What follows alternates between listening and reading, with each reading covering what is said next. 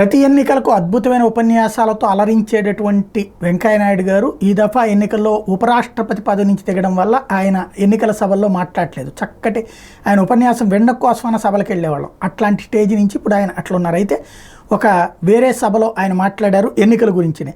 నేతలు పార్టీలు మారడం ట్రెండ్గా మారింది. అది డిస్టర్బింగ్ ట్రెండ్. పదవికి రాజీనామా చేసి ఏ పార్టీలో అయినా చేరొచ్చు. పదవులకు రాజీనామా చేయకుండా పార్టీలు మారి నేతలను విమర్శించడం సరికాదు. రాజకీయ పార్టీలు ఏం చేయగలుగుతారో అవే మేనిఫెస్టోలు హామీలు ఇవ్వాలి.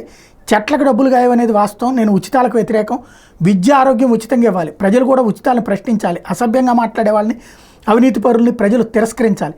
ప్రస్తుత రాజకీయాల మీద కీలక వ్యాఖ్యలు చేశారు. ఉపరాష్ట్రపతిగా పనిచేసిన తర్వాత మళ్ళీ రాజకీయాల్లోకి రావడం మంచిది కాదని భావించి అందుకే రాలేదు. కానీ ప్రజా జీవితంలో యాక్టివ్గా ఉంటా.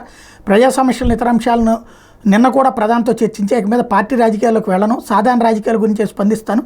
వచ్చే రోజుల్లో మరింత ఉత్సాహంగా పనిచేస్తా. ఎవరి పను వాళ్ళు సక్రమంగా చేయడమే దేశభక్తి అంటూ ఆయన చెప్పుకొచ్చారు. అయితే ఇక్కడ ఈ ఉచితాల గురించి మరి ఈ టైటిల్ చంద్రబాబు గారిని ఎందుకు పెట్టాను అంటే, జగన్మోహన్ రెడ్డి ఉచితాలు లాస్ట్ ఎలక్షన్ల ముందే చెప్పేశారు. ఇప్పుడు ఎలక్షన్స్ అదంతా తప్పుపడితే దానివల్ల శ్రీలంక అవుతుంది, లేకపోతే వెనుజులా అవుతుందని చెప్పినటువంటి చంద్రబాబు నాయుడు గారు వెంకయ్యనాయుడు గారికి అత్యంత మిత్రులు. ఆయన ఇప్పుడు అంతకంటే ఎక్కువ ఇస్తానంటున్నారు. కాబట్టి ఈ సలహా ఆయనకే వర్తిస్తుందని నా ఉద్దేశం.